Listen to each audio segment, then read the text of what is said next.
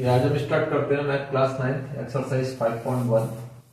Exercise start करने से पहले मैंने इसका एक इंट्रोडक्शन वीडियो डाला हुआ है, तो इंट्रोडक्शन वीडियो को अच्छी तरीके से समझ लें। उसमें सारे डेफिनेशंस, पोस्टुलेट्स, एग्जाम्स, जब ये सारा समझ में आ जाएगा तो इसलिए हम क्वेश्चनों के आंसर्स इजीली समझ पाएंगे और अच्छी तरीके से उनके आंसर्स दे पाएंगे। तो इंट्रोडक्शन वीडियो में जाकर ये जरूर देख लें, तभी हमारे ये समझ में आ पाएगा। चलिए स्टार्ट करते हैं। क्वेश्चन 1 क्या कह रहा है कि which one of the following statements are true and which are false, give reason for your answer. Clear है? तो मैं क्वेश्चनों के आंसर सारे तुमको समझा देता हूं, ठीक है। रीजंस मैं बोल दूंगा, आप नोट कर लें। क्लियर है? क्योंकि इतना सारा रिटर्न कर रहे हैं, वीडियो बहुत लेंथी हो जाएगा, बहुत लंबा हो जाएगा।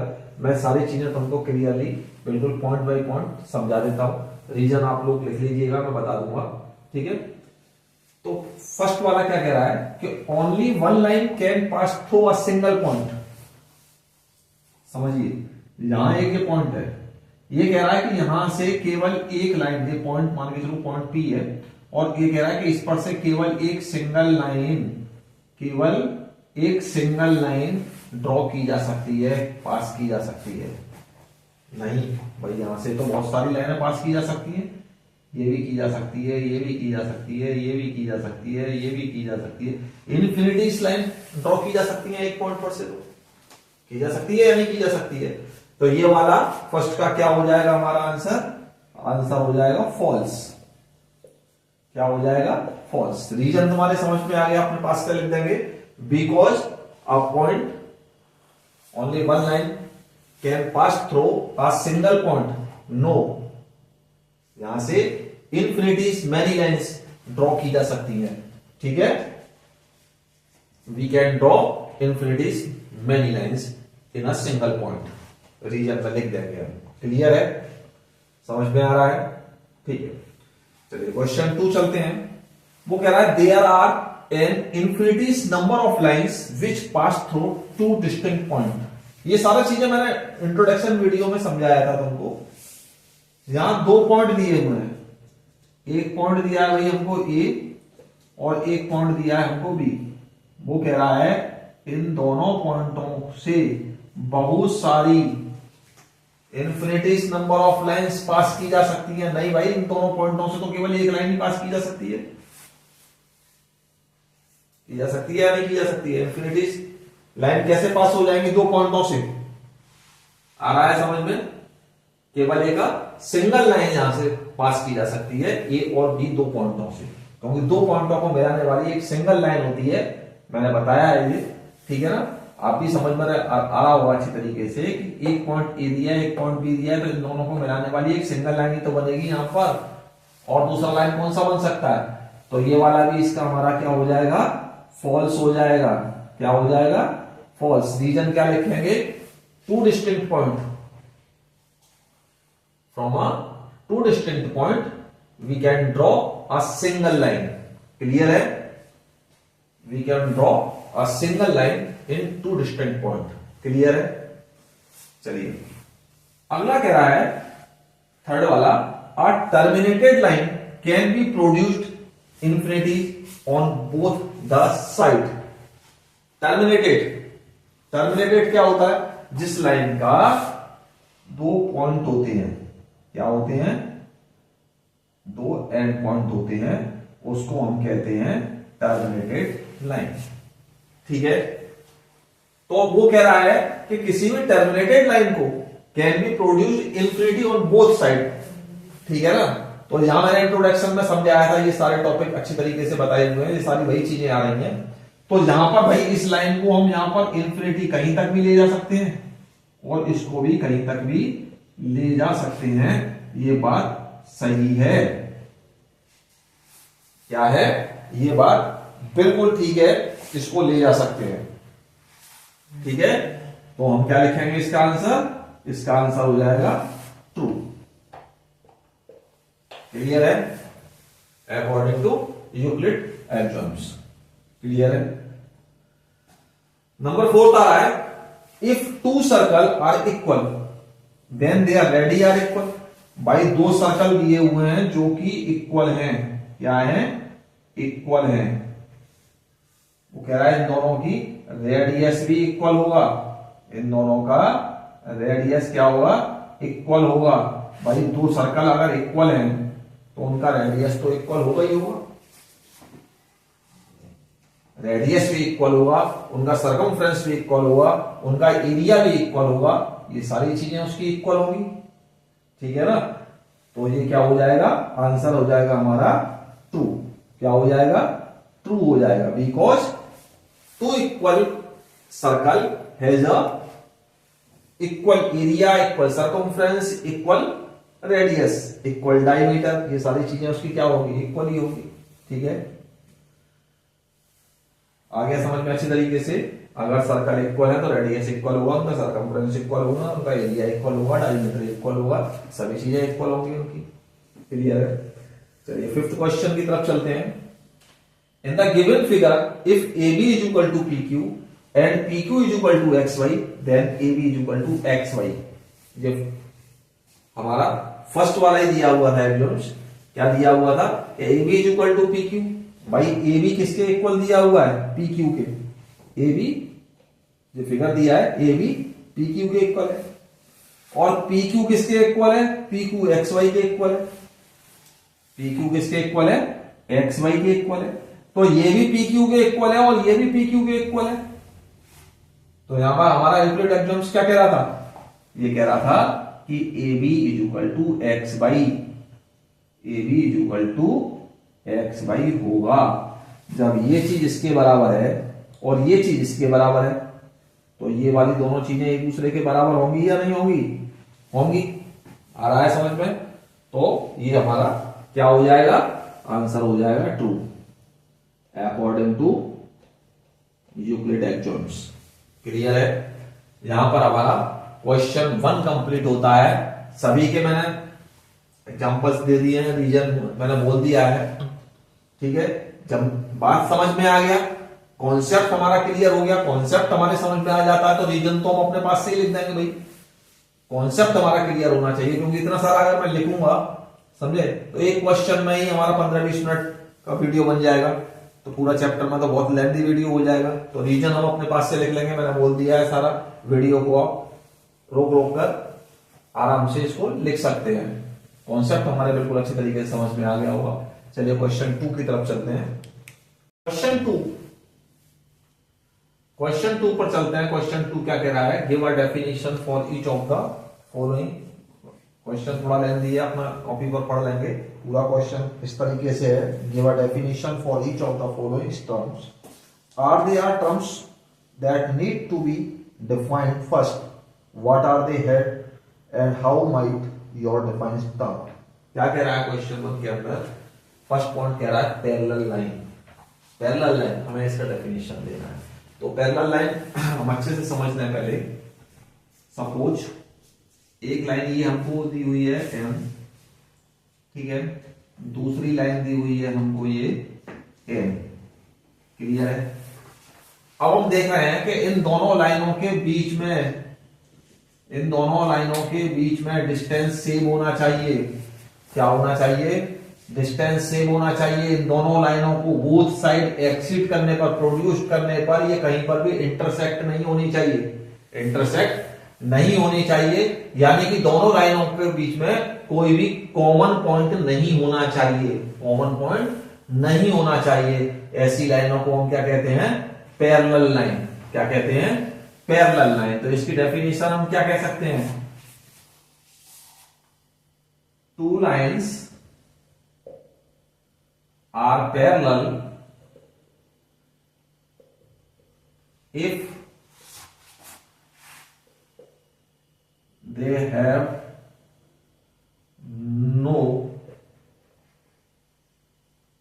common points। दोनों के बीच में कोई भी कॉमन पॉइंट्स नहीं होना चाहिए। तो यहां पर हम क्या कहेंगे? क्या कहेंगे? M parallel N. क्या कहेंगे? M parallel N. ठीक है? ज्यादा लंबा चौड़ा लिखने की आवश्यकता नहीं है। Two lines are parallel if they have no common points.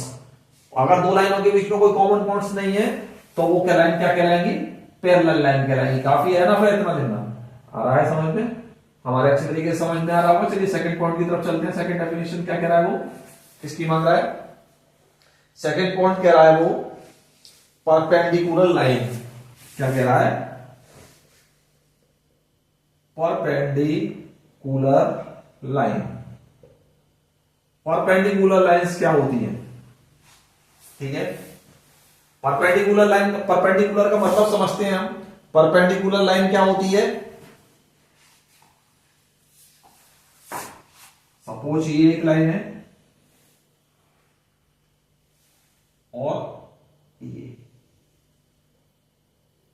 जिसके बीच में एक कॉमन पॉइंट है, ये एम लाइन है और ये एन लाइन है। इन दोनों के बीच में ये एक कॉमन पॉइंट है जो कि 90 डिग्री पर क्या कर रहा है, 90 डिग्री पर इंटरसेक्ट कर रहा है। बात समझ में आ रहा है सभी के। एम लाइन को एन लाइन परपेंडिकुलर कर रही है, क्लियर है। तो यहां पर हम क्या कह सकते हैं कि ये 90 डिग्री पर इंटरसेक्ट कर रही है। तो हम क्या कहेंगे, two lines are perpendicular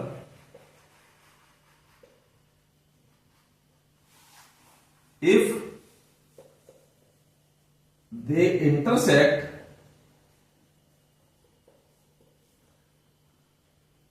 each other at 90 degree या एट राइट एंगल, ठीक है। आ रहा है समझ में। Two lines are perpendicular if they intersect each other at 90 degree, clear है, समझ में आ रहा है, ठीक है। थर्ड कह रहा है लाइन सेगमेंट। थर्ड क्या कह रहा है, थर्ड कह रहा है लाइन सेगमेंट।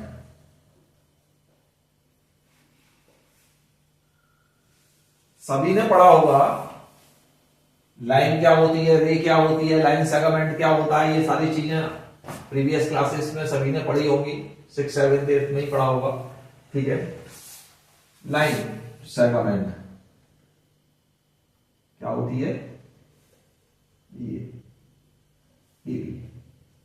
इसको इंडिकेट करते हैं ए बी, इस तरीके से, क्लियर है। तो क्या समझ में आ रहा है, इसमें आ रहा है कि एक लाइन जिसमें 2 एंड पॉइंट होते हैं, अ लाइन हैज 2 एंड पॉइंट, इसको ना तो इधर एक्सिट किया जा सकता है ना इधर प्रोड्यूस किया जा सकता है, ऐसी लाइन को क्या कहते हैं, लाइन सेगमेंट कहते हैं। क्या कहते हैं, लाइन सेगमेंट, ठीक है। A line has 2 end points are called line segment. समझ में आ रहा है सभी के। ऐसी लाइन जिसके 2 एंड पॉइंट होते हैं, क्या कहते हैं उसको, हम उसको कहते हैं लाइन सेगमेंट, क्लियर है।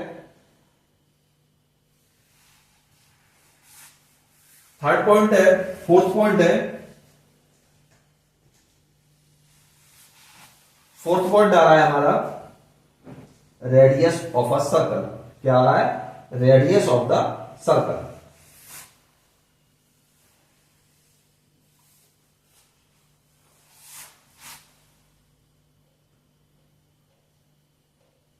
Radius of circle. चलो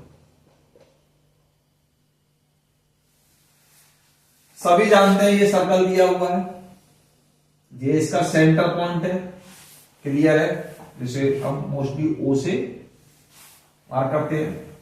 सेंटर पॉइंट से सर्कल की एज तक का डिस्टेंस, सपोज ये ए पॉइंट है, ये क्या कहलाता है, ये रेडियस कहलाता है। क्या कहलाता है, रेडियस कहलाता है, ठीक है। तो हम यहां क्या कह सकते हैं, distance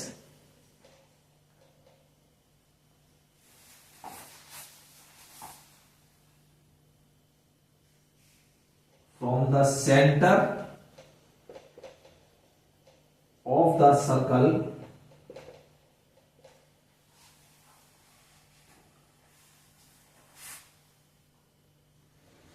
to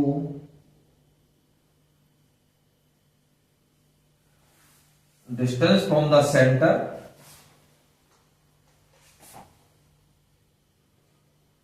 to the circle is radius. Clear है? सेंटर पॉइंट से सर्कल के बीच का जो डिस्टेंस होता है उसको हम क्या कहते हैं? रेडियस कहते हैं. ठीक है, आगे लिख देंगे is called radius of the circle. लिख देते हैं is called radius of the circle. Clear है? ये हमारा फोर्थ पॉइंट हो गया. ठीक है, फिफ्थ कह रहा है स्क्वायर. क्या कह रहा है? स्क्वायर. चलिए नेक्स्ट पेज पर करते हैं इसको. पॉइंट है हमारा स्क्वायर. क्या है? स्क्वायर. तो स्क्वायर हम जानते हैं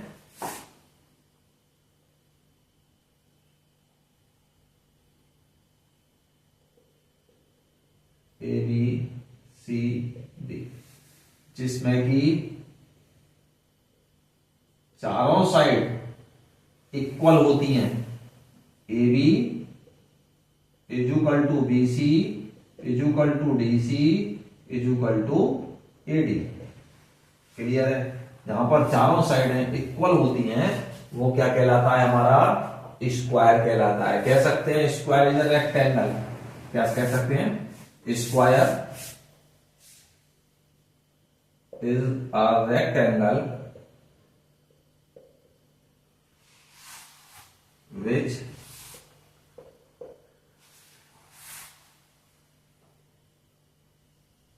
all four sides are equal. भाई स्क्वायर की अपोजिट साइड इक्वल होती है. सेम उसमें भी चारों एंगल 90 डिग्री के होते हैं. ठीक है ना? तो हम क्या कहेंगे? Square is a rectangle having same length and breadth equal. ठीक है? And same length and breadth. ठीक है? is called square. क्लियर है? यहां पर डायग्राम भी बना देंगे और ये A B equal to B C equal to D C equal to A D हम लिख देंगे. क्लियर है? बाकी स्क्वायर के बारे में सभी ने पढ़ा हुआ है प्रीवियस क्लासेस में. सभी ने अपने 6th क्लास में, 5th क्लास में, 7th में इतना सभी ने पढ़ा हुआ. यहां पर हमारा क्वेश्चन 2 कंप्लीट हो जाता है. क्वेश्चन 4 क्या कह रहा है? क्वेश्चन 4 कह रहा है if a point C lies between 2 points A and B such that AC is equal to BC, then prove that AC is equal to 1/2 AB. Explain by drawing the figure. Solution.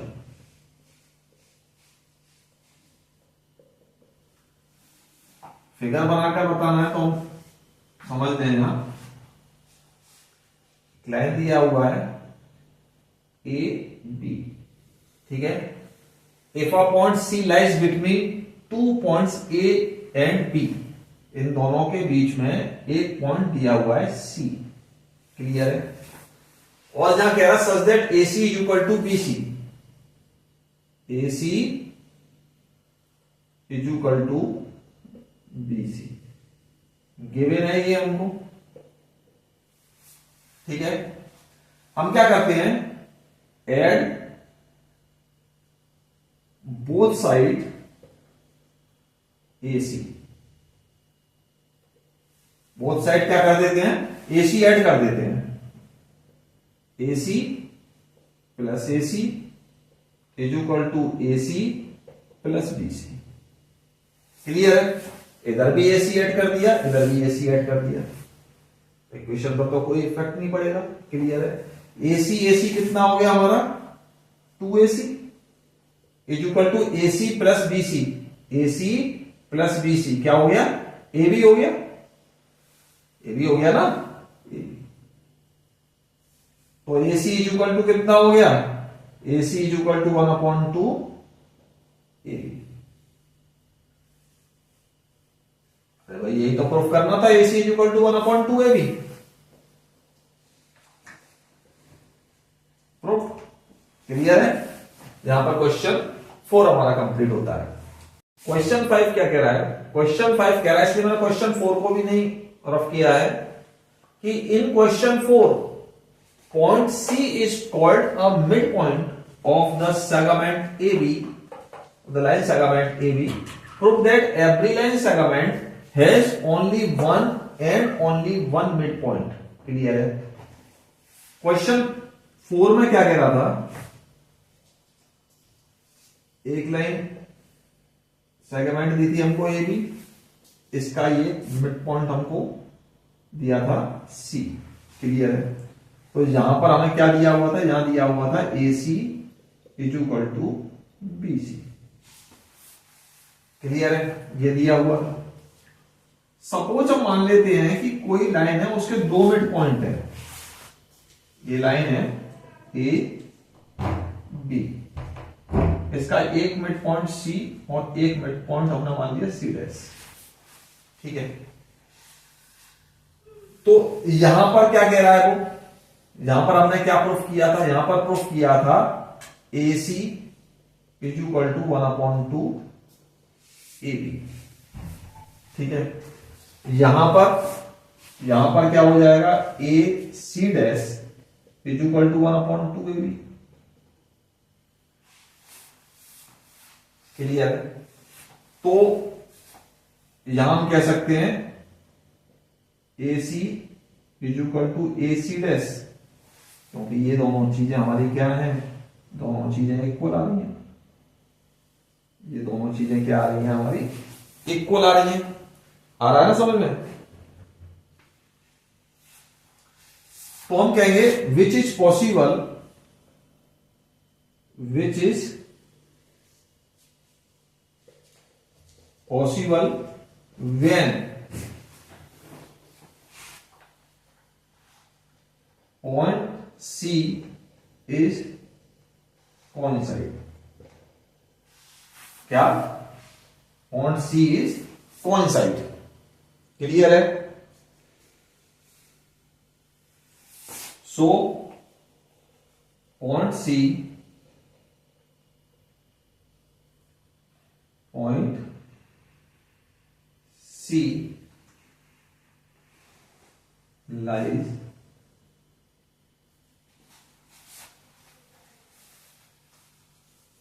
बस इतना ही रहने दे, which is possible when point C is coincide. So we can say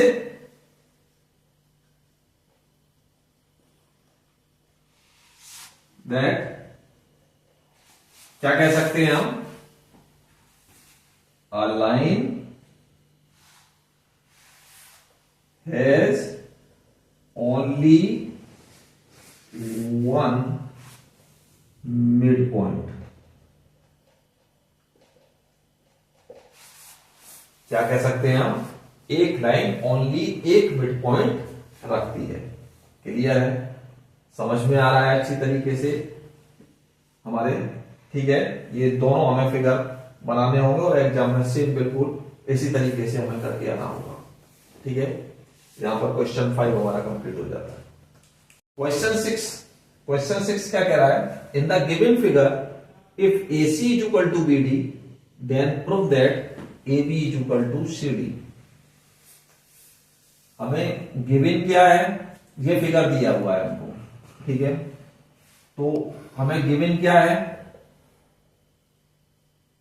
given दिया हुआ है A C is equal to B D, यही दिया हुआ है A C is equal to B D. अगर हम फिगर को देखते हैं तो ए सी हमारा ये है,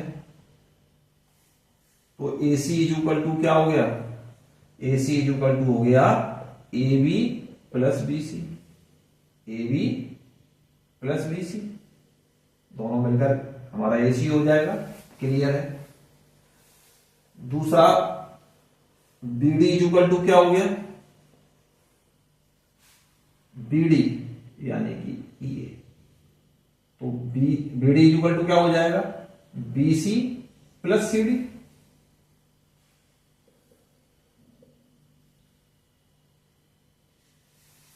क्लियर है। और AC इक्वल टू VD हमको दिया हुआ है, ठीक है। तो ये दोनों चीजें क्या हैं, ये दोनों चीजें बराबर हैं, इक्वल हैं। तो हम कह सकते हैं AB plus BC equal to BC plus CD। क्योंकि AB, AC और BD दोनों एक दूसरे के इक्वल है ना, ये हमको गिवन दिया है ना, तो ये चीज एक दूसरे के इक्वल होगी, हमने लिख ली इक्वल। ठीक है। अब क्या करेंगे, subtract BC both side. Clear है। तो क्या हो जाएगा, AB plus BC minus BC equal to BC minus BC plus CD। ठीक है। और अगर हम ऐसा करते हैं तो क्या हो जाएगा, यहां BC क्रॉस हो जाएगा, यहां BC क्रॉस हो जाएगा, क्या आ जाएगा, AB इक्वल टू CD। अरे भाई यही तो प्रूफ करना था, AB इक्वल टू CD। क्या हो गया हमारा, प्रूफ हो गया। क्लियर है, सभी के समझ में आ रहा होगा, कुछ नहीं, बिल्कुल सादा सम से। ठीक है। यहां पर क्वेश्चन 6 हमारा कंप्लीट हो जाता है। यहां पर एक्सरसाइज 5.1 हमारा कंप्लीट होता है। यहां पर दो क्वेश्चंस मैंने स्किप किए हैं, क्वेश्चन 3 एंड क्वेश्चन 7। तो हम इंट्रोडक्शन वीडियो देख लेंगे, उसके अकॉर्डिंग इनके आंसर्स हम कर सकते हैं। क्वेश्चन 7 में एग्जाम 5 की बात कर रहा है कि a part of a whole number is smaller than whole number, यानी कि कोई भी चीज का पार्ट हमेशा छोटा होता है उसके होल नंबर से। ठीक है ना। तो ये इंट्रोडक्शन वीडियो में मैंने ये वाला बहुत अच्छी तरीके से कॉन्सेप्ट क्लियर कराया है। ठीक है। और क्वेश्चन 3 में हमें बहुत सारा रिटन वर्क करना, तो ये सारा हम आराम से रिटन कर लेंगे इंट्रोडक्शन से। ठीक है ना। यहां पर हमारा क्वेश्चन 5 एक्सरसाइज 5.1 कंप्लीट होता है। अगर आप लोगों को वीडियो अच्छा लगता है तो लाइक करें, सब्सक्राइब करें और अपने क्लासमेट्स के साथ शेयर अवश्य करें।